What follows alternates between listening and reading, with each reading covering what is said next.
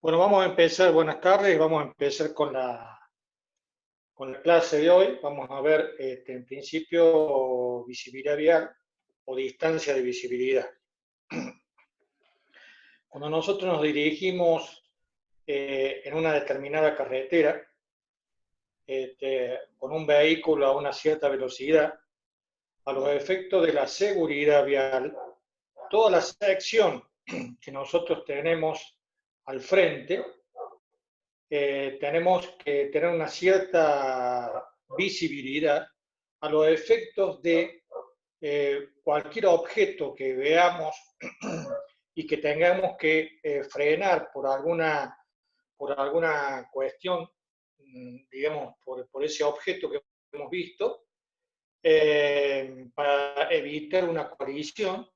Entonces tenemos que tener la suficiente visibilidad de esa sección. Entonces podemos definir, ¿no es cierto?, que a la distancia de visibilidad como aquella sección de la vía o de la carretera que está ubicada delante del conductor, a lo cual es visible, digamos, por sí mismo, ¿cierto? La distancia, ahora vamos a ver la distancia de visibilidad de frenado. La distancia de visibilidad de frenado tenemos justamente por el tema de la seguridad vial, dos velocidades de frenado, una velocidad de sub 1 y una velocidad de sub 2. La velocidad de sub 1 es la reacción, la percepción y la reacción. ¿Qué significa eso?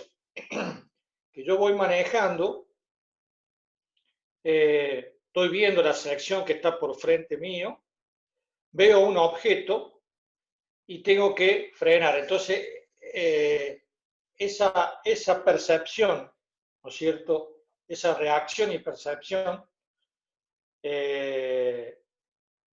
¿a qué se debe? A que yo veo el objeto y voy a tocar el freno. Hasta ahí es lo que se denomina esa visibilidad o esa distancia de visibilidad de su 1, ¿cierto?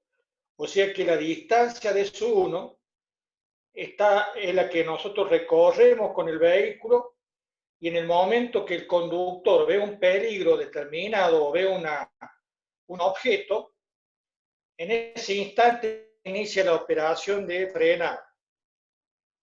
O sea que va a apretar el pedal del freno. El tiempo que nosotros tenemos como operación se denomina esa percepción y reacción, ¿cierto? Esa velocidad de sub. Y la velocidad, de la distancia de sub. Y la distancia de sub 2 es la que, desde una vez que apretamos el freno, ¿no es cierto?, hasta que paramos el vehículo. Entonces, esas son las dos distancias que nosotros necesitamos a los efectos de lograr un buen frenado para evitar la colisión, digamos, del vehículo. Esa percepción y reacción aproximadamente es 1,5 segundos, ¿cierto? A la cual yo me doy cuenta del objeto y voy a apretar el freno. Eso se determina como aproximadamente 1,5 segundos. Ahora, la ASIO determina como una cuestión de coeficiente de seguridad para analizar estas distancias, lo toma como un valor de 2,5 segundos. Si nosotros partimos que la velocidad es igual a la distancia con respecto al tiempo, yo de ahí despejo la distancia, que sería igual al tiempo por la velocidad. O sea que la velocidad esa de su 1 estaría dada por el tiempo eso de ese 2,5 segundos por la velocidad y lo dividimos para que esa distancia me dé en metros, lo dividimos por 3,6 a la velocidad. Entonces, la velocidad viene definida en kilómetros por hora, ¿no es cierto? Entonces, la distancia, para llevarla a metros, la dividimos por 3,6. Entonces, esa distancia de S1 va a estar definido, va a ser igual a 2,5 por la velocidad dividido 3,6. Bueno, ahora vamos a analizar la distancia de sub 2. Dijimos que la distancia de sub 2, nosotros es desde que apretamos el freno hasta que paramos el vehículo. Y eso es un trabajo, ¿no es cierto? O sea, es una energía cinética. Entonces, ¿cómo estaba definida la energía cinética? La energía cinética está definida por un medio de m por la velocidad al cuadrado, o sea, de la masa. Un medio por la masa por la velocidad al cuadrado. Y eso puede ser igual al peso del vehículo en toneladas por la distancia de sub 2 por un factor de un coeficiente de rozamiento longitudinal y más menos d sub 2 por la pendiente longitudinal de la carretera, no transversal, sino longitudinal de la carretera, y eso por d sub 2, por P, digamos. Si yo en esa igualdad, ¿no es cierto?, podemos definirla, ¿no es cierto?, como un medio de la masa es igual al peso sobre la aceleración de la gravedad, por B cuadrado, para llevarla a metros, ¿no es cierto?, es dividido 3,6 al cuadrado, porque lo teníamos definido todo al cuadrado. Y eso es factoriando P por D sub 2, factor de el coeficiente de rozamiento más menos la pendiente longitudinal. Si yo de esa expresión, de esa igualdad, ¿no es cierto?, tengo que es igual a B cuadrado sobre 2 por 3,6 al cuadrado por 9,81, que es la aceleración de la gravedad. Esa expresión, esa cantidad, esa multiplicación, me da 254. Entonces, D sub 2 va a ser igual a B cuadrado sobre 254 factor de Fx más Y, ¿cierto? Y esa sería por supuesto que la velocidad expresada en kilómetros por hora y la distancia expresada también en metros. Entonces, ahí queda expresada cómo llegamos a determinar las dos distancias de visibilidad de frenado. La velocidad de SO1, que es percepción y reacción, y la velocidad de sub 2, que es la que una vez apretar el freno hasta frenar totalmente el vehículo, ¿cierto? Uno parte de que la velocidad es igual a la distancia con respecto al tiempo, y la otra parte de el trabajo realizado, la energía cinética, para llegar totalmente al frenado. Partiendo de esa energía cinética, llegamos al valor de sub 2. Con eso tenemos determinado las dos velocidades. Ahora, los coeficientes de rozamiento van a ir variando. Yo lo que recuerdo, fíjense en ustedes en la punta, a ver si lo estoy diciendo bien, pero para velocidades menores aproximadamente está en un valor de 0,25, 0,20, entre 0,25 y 0,30. Y para velocidades de 130 kilómetros por hora, el valor,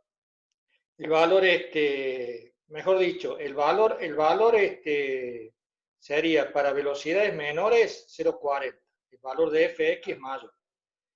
Y para el valor de velocidades de 130 kilómetros por hora, como puede ser una autopista, el coeficiente de rozamiento longitudinal está alrededor de los 0,30 aproximadamente.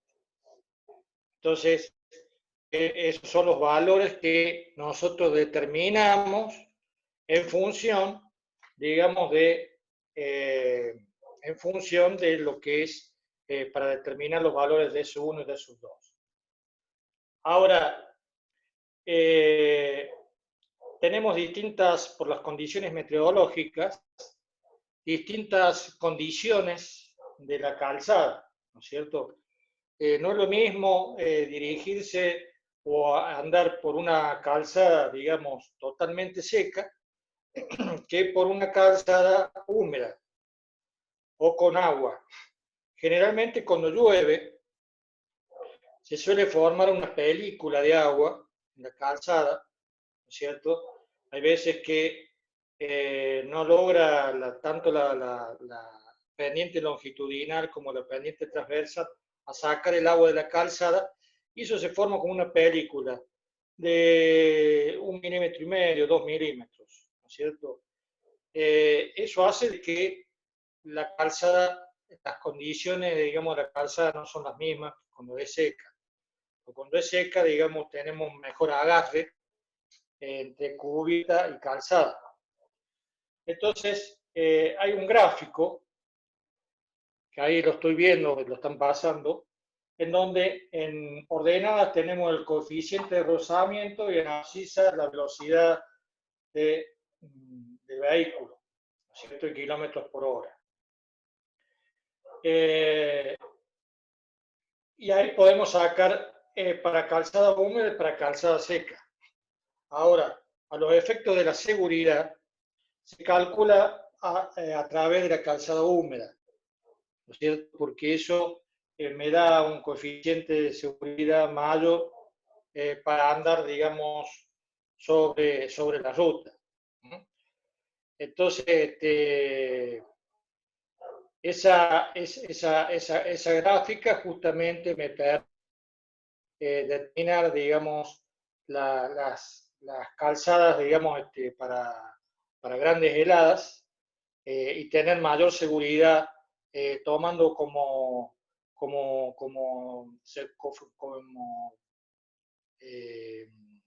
tiempo de 2,5 metros por segundo de velocidad. Por otro lado, tenemos ya una tabla definida a través de la velocidad de diseño, una velocidad de marcha, ¿no es cierto? ¿Cuál era la velocidad de marcha? ¿No es cierto? La velocidad de marcha es el espacio con respecto al tiempo de marcha. Y si repasamos, digamos, el tiempo de marcha, es aquel tiempo en el cual el vehículo se halla en movimiento y se excluyen todas las demoras provocadas por el tránsito. Eso para recordar lo que era la velocidad de marcha.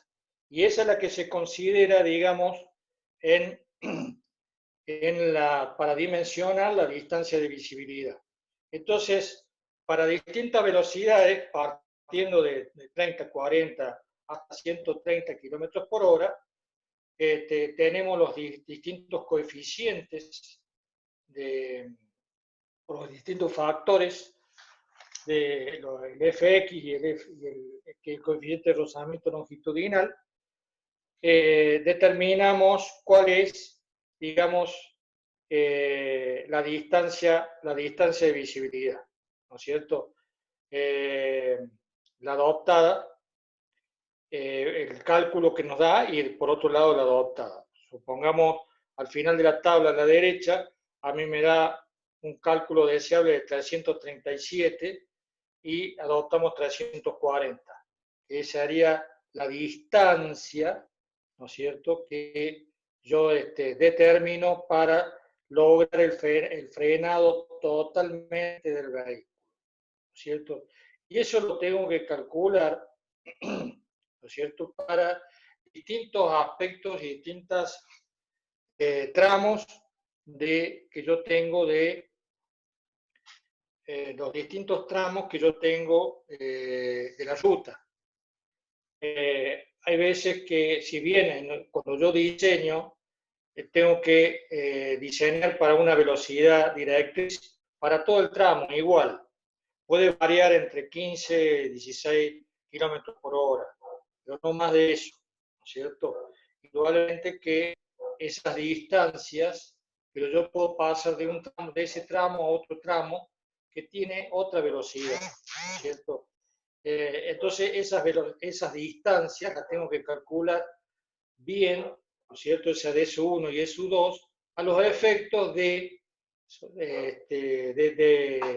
que no se produzca, digamos, una colisión y evitar el accidente determinado. Es una cuestión de seguridad vial, ¿cierto? Entonces, por otro lado, tenemos también otra tabla que determina también para velocidades entre 30 y 130, estoy viendo, velocidades, digamos, distancia de visibilidad de frenado, con pendiente de longitudes descendientes, ¿no es cierto? Con 4%, 6% y 8%, depende, digamos, del tipo de terreno que tengamos, ¿cierto? En función de eso, en función de la velocidad, yo tengo cuál es la distancia deseable, digamos, para que no se provoque esa colisión. ¿Hasta ahí está claro? ¿Hay alguna pregunta?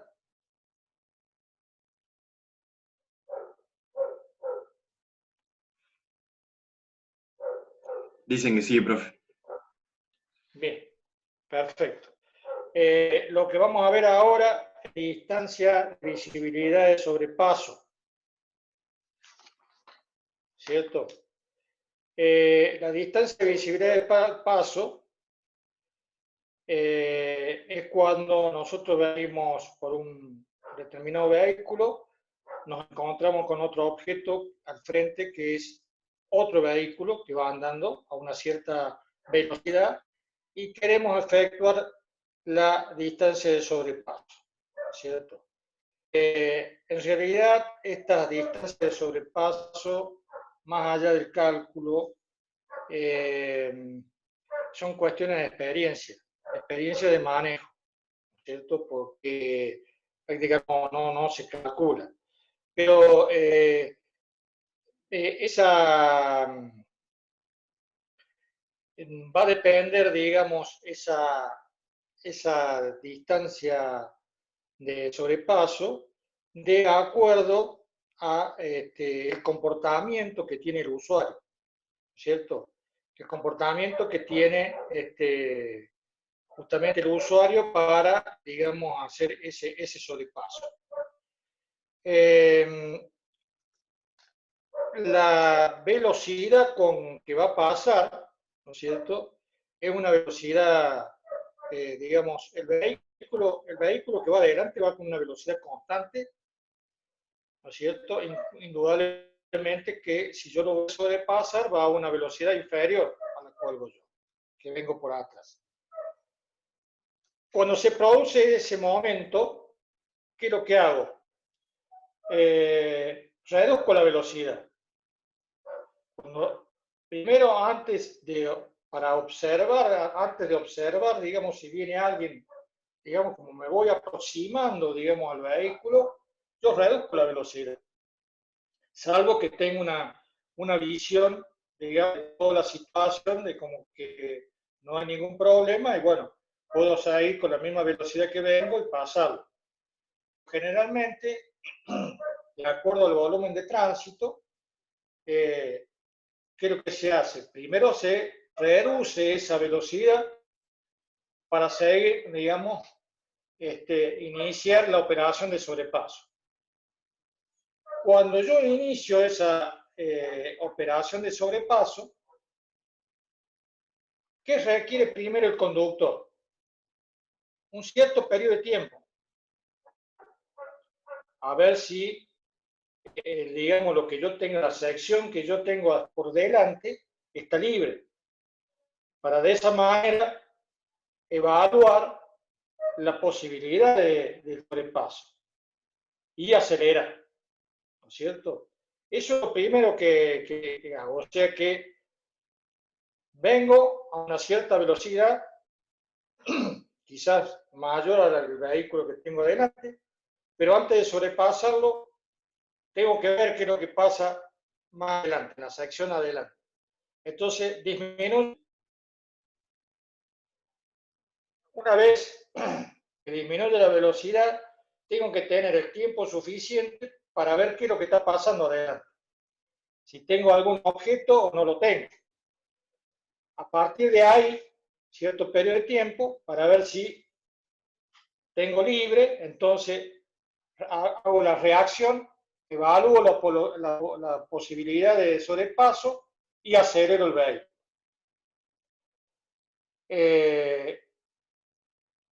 Por otro lado, el vehículo que lo sobrepasa entra en el carril contrario. Yo no sé si vos, Agustín, puedes poner, a ver si hay una gráfica de todo el proceso, de cómo...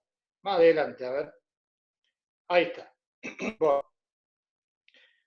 Entonces, ahí ustedes tienen un vehículo que viene andando por una ruta sobre un determinado carril, el carril derecho, viene el otro vehículo por detrás, disminuye la velocidad, observa, ¿no es cierto? Observa si hay peligro, y esa es la que se llama la distancia de recorrido de S1, ¿cierto? Que el tiempo de percepción y reacción durante la etapa inicial de aceleración, hasta el punto en que entra en el carril contrario, ¿cierto? Esa es de S1. Cuando se inicia la operación de sobrepaso, el Profe, conductor disculpe, primero... nos quedan menos de 30 segundos seguramente y se nos corta el mismo link para volver a entrar. Así que una vez Bueno, que se nos corte, tiene que volver a hacer clic en ese link y lo va a redireccionar a la sesión nueva. bueno, perfecto, perfecto.